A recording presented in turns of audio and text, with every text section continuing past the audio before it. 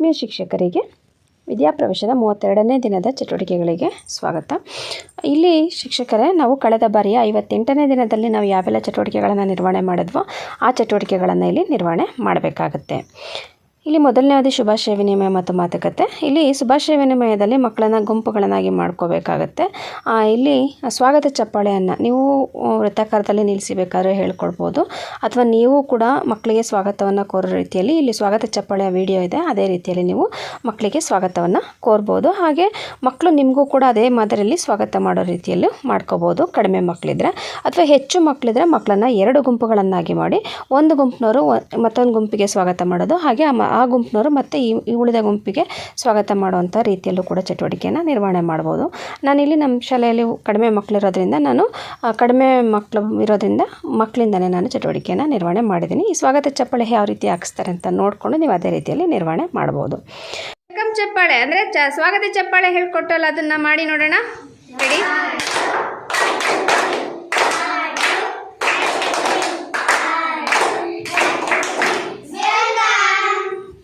ತದನಂತರ ನಾವಿಲ್ಲಿ 2 ಮತ್ತು 3ನೇ ತರಗತಿ ಮಕ್ಕಳಿಗೆ ಕನ್ನಡ ಅವಧಿಗೆ ಸಂಬಂಧಪಟ್ಟ ಚಟುವಟಿಕೆಗಳನ್ನು ನೀಡಿ ಮಾರ್ಗದರ್ಶನ ಮಾಡಿ, ಮಾತುಕತೆ ಚಟುವಟಿಕೆಯಲ್ಲಿ ನನ್ನ ಮರ ಎಂಬಂತಹ ಚಟುವಟಿಕೆಯನ್ನು ನಿರ್ವಹಣೆ ಮಾಡಬೇಕು. ಇಲ್ಲೊಂದು ಪದ್ಯವನ್ನು ಕೊಟ್ಟಿದ್ದಾರೆ. ಆ ಪದ್ಯವನ್ನು ಮಕ್ಕಳಿಗೆ ನಿಮಗೆ ರಾಗ ಗೊತ್ತಿದ್ದರೆ ರಾಗಪೂರ್ವಕವಾಗಿ ಹೇಳ್ಕೊಡ್ಬೋದು, ಅಥವಾ ಅದರ ಒಂದು ಹೇಳ್ಕೊಟ್ಟು ಅದರೊಂದು ಸಾರಾಂಶವನ್ನು ಕೂಡ ನಾವಲ್ಲಿ ಹೇಳ್ಕೊಡ್ಬೇಕಾಗತ್ತೆ. ಇನ್ನು 2ನೇ ಅವಧಿ ನನ್ನ ಸಮಯ. ಈಗಾಗಲೇ ನಾವು 29ನೇ ದಿನದಲ್ಲಿ ಏನು ಹೊಸ ಕಲಿಕಾ ಸ್ಥಳಗಳಲ್ಲಿನ ಚಟುವಟಿಕೆಗಳನ್ನು ಪರಿಚಯ ಮಾಡಿಕೊಟ್ಟಿದ್ದೀವೋ, ಅದಕ್ಕೆ ಇನ್ನು ಯಾವ ಮಕ್ಕಳು ಆ ಚಟುವಟಿಕೆಗಳನ್ನು ನಿರ್ವಹಿಸಿಲ್ಲ ಅನ್ನೋದನ್ನು ಅವಲೋಕನ ಮಾಡಿಕೊಂಡು ಎಲ್ಲ ಮಕ್ಕಳು ಕೂಡ ಆ ಒಂದು ಸ್ಥಳಗಳಲ್ಲಿನ ಚಟುವಟಿಕೆಗಳನ್ನು ನಿರ್ವಹಿಸೋ ರೀತಿಯಲ್ಲಿ ನಾವು ಮಾರ್ಗದರ್ಶನವನ್ನು ಮಾಡಬೇಕಾಗುತ್ತೆ. ಇನ್ನು 3ನೇ ಅವಧಿಗೆ ಹೋಗೋದಕ್ಕಿಂತ ಮುಂಚೆ 2 ಮತ್ತು 3ನೇ ತರಗತಿ ಮಕ್ಕಳಿಗೆ ಕನ್ನಡ ಅವಧಿಯಲ್ಲಿ ನಿರ್ವಹಿಸಿದಂಥ ಚಟುವಟಿಕೆಗಳನ್ನು ಕರೆಕ್ಷನ್ ಮಾಡಿ ದಿನಚರಿಯಲ್ಲಿ ಮೆನ್ಷನ್ ಮಾಡಿಕೊಂಡು 2ನೇ ಅವಧಿ ಗಣಿತ ಅವಧಿಯನ್ನು ಸ್ಟಾರ್ಟ್ ಮಾಡಬೇಕು. ಅಲ್ಲಿ ಚಟುವಟಿಕೆಗಳನ್ನು ನಿರ್ವಹಿಸೋದಕ್ಕೆ ನಾವು ಸೂಚನೆಗಳನ್ನು ನೀಡೋದ್ರ ಮೂಲಕ ನೆಕ್ಸ್ಟ್ 1ನೇ ತರಗತಿ ಮಕ್ಕಳಿಗೆ ಬುನಾದಿ ಸಂಖ್ಯಾ ಜ್ಞಾನದ ಅವಧಿಯನ್ನು ಸ್ಟಾರ್ಟ್ ಮಾಡ್ಕೋಬೇಕಾಗತ್ತೆ. ಇಲ್ಲಿ ಸಂಖ್ಯಾ ನಕಲು ಅಂತೇಳಿ ಕೊಟ್ಟಿದ್ದಾರೆ. ಇದಕ್ಕೆ ಪೂರಕವಾಗಿ ವಿಡಿಯೋ ಇದೆ, ಅದೇ ರೀತಿಯಲ್ಲಿ ನೀವು ನಿರ್ವಹಣೆ ಮಾಡಬಹುದು. ಮಕ್ಕಳೇ, ಇಲ್ಲಿ ಈ ಆಟದಲ್ಲಿ ಹೇಗೆ ಮಾಡಬೇಕು ಅಂದರೆ, ಇಲ್ಲಿ ನಾನು ನಂಬರ್ಗಳನ್ನ ಬರೆದಿದ್ದೀನಿ. ಇದ್ರ ಮೇಲೆ ನೀವು ರಂಗೋಲಿ ಪುಡಿನಲ್ಲಿ ತಿದ್ದಬೋದು, ಅಥವಾ ಇಲ್ಲಿ ರಬ್ಬರ್ ಅಕ್ಷರಗಳನ್ನ ಇಟ್ಟಿದ್ದೀನಿ, ಅವುಗಳನ್ನ ಅದ್ರ ಮೇಲೆ ಜೋಡಿಸ್ಬೋದು. ಈಗ ಉದಾಹರಣೆಗೆ ರಂಗೋಲಿನಲ್ಲಿ ಈಗ ನೋಡಿ 1 ಅಂತ ಇದೆಯಲ್ಲ, 1ರ ಮೇಲೆ ಏನು ಮಾಡೋದು, ರಂಗೋಲಿ ಪುಡಿನಲ್ಲಿ ಈ ರೀತಿ ಏನು ಮಾಡಬೇಕು, ತಿದ್ದಬೇಕು ಅದ್ರ ಮೇಲೆ, ಆಯಿತಾ? ಈ ಥರ ಏನೇಳಿ ಈ ಥರ ರಂಗೋಲಿ ಪುಡಿನಲ್ಲಿ ತಿದ್ದೋದು, ಆಯಿತಾ? ಹಾಗೆ ಇನ್ನೊಂದು ಏನಂತ ಹೇಳಿದೆ, ಅದ್ರ ಮೇಲೆ ತಿದ್ದಬೇಕು ಮಕ್ಕಳ, ಈ ಥರ, ಆಯಿತಾ? ಇನ್ನೊಂದು ಏನಂತ ಹೇಳಿದೆ, ರಬ್ಬರ್ ಅಕ್ಷರಗಳನ್ನ ಇದ್ರ ಮೇಲೆ ಏನು ಮಾಡಬೇಕು, ಜೋಡಿಸ್ತಾ ಹೋಗಬೇಕು. ನೋಡಿ, ಈ ರೀತಿ ಜೋಡಿಸ್ತಾ ಹೋಗಬೇಕು.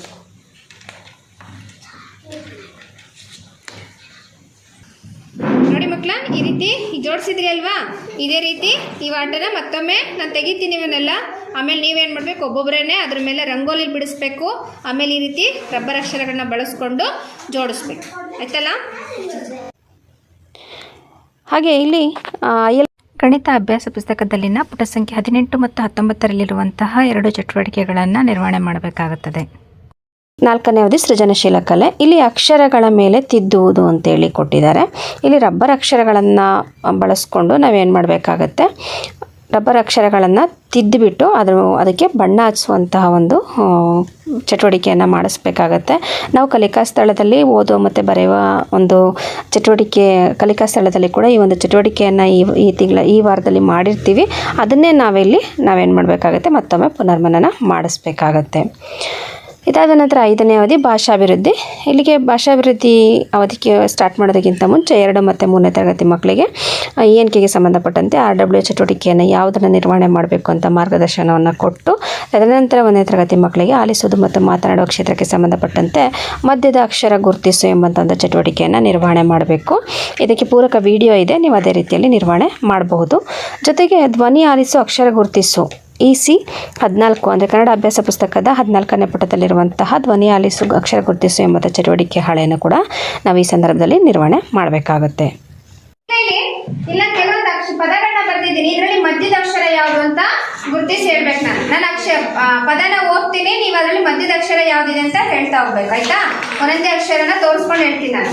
ಆ, ರ, ಸ. ಇದರಲ್ಲಿ ಮಧ್ಯದ ಅಕ್ಷರ ಯಾವ್ದು ಮಕ್ಕಳ? ಯಾವುದು ಹೇಳಿ? ರ ಅಕ್ಷರ. ಮಧ್ಯದ ಅಕ್ಷರ ರ. ಓಕೆ, ನೆಕ್ಸ್ಟ್ ಎರಡನೇದು ದ ಸ ರ. ಇದರಲ್ಲಿ ಮಧ್ಯ ಯಾವ ಅಕ್ಷರ ಇದೆ? ಸ. Very good. ನೆಕ್ಸ್ಟ್ ಅ ಗ ಸ. ಇದರಲ್ಲಿ ಯಾವ್ದು ಮಧ್ಯ ಅಕ್ಷರ? ಗ. ಸ ರ ಸ. ಇದರಲ್ಲಿ ಯಾವ್ದು ಮಧ್ಯ ಅಕ್ಷರ? ರ.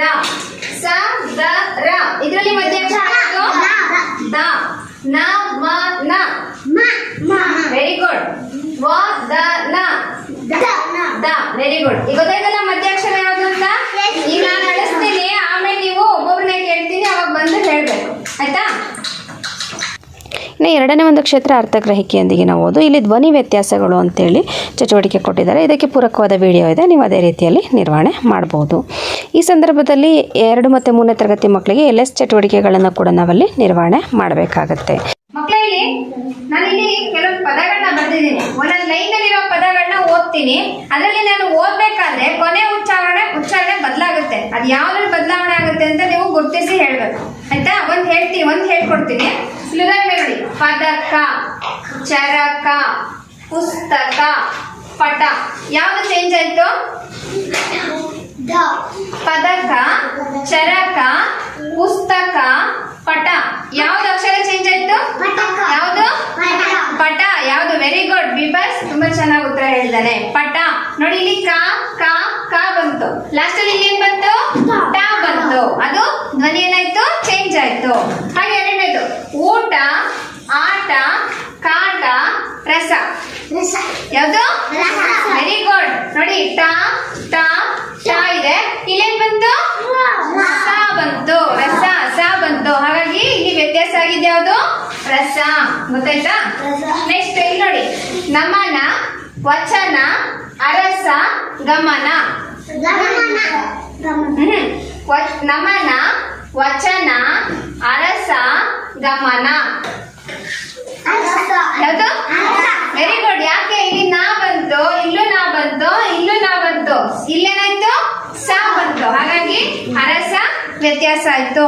ಹಾಗೆ ನೆಕ್ಸ್ಟ್ ಜನ, ಅರಸ, ಅಗಸ, ಸರಸ. ಜನ, ಅರಸ, ಅಗಸ, ಸರಸ. ಯಾವುದು? Very good. ಜನ. ನೋಡಿ, ಇಲ್ಲಿ ನಾ ಬಂತು, ಇಲ್ಲೆಲ್ಲ ಸ ಇದೆ, ಕೊನೆಯಲ್ಲಿ ಯಾವ್ದಿದೆ? ಸ ಇದೆ, ಇದರಲ್ಲಿ ನಾ ಬಂತು. Very good. ನೆಕ್ಸ್ಟ್ ದಸರಾ, ವನ, ಮನ, ಬನ. ನೋಡಿ, ದಸರಾ, ವನ, ಮನ, ಬನ. ಯಾವುದು? Very good. ದಸರಾ. ನೋಡಿ, ಇಲ್ಲಿ 3 ಅಕ್ಷರ ಬೇರೆ ಇದೆ, ಲಾಸ್ಟ್ ಅಲ್ಲಿ ರಾ ಇದೆ. ಇಲ್ಲೇನಾಗಿದೆ? ನ ನ ನ ಬಂದಿದೆ. ವ್ಯತ್ಯಾಸ ಅಂತ ಗೊತ್ತಾಯ್ತಲ್ಲ ಮಕ್ಕಳ? Very good. ಚೆನ್ನಾಗಿ ಉತ್ತರ ಕೊಟ್ಟಿದ್ದೀರಾ.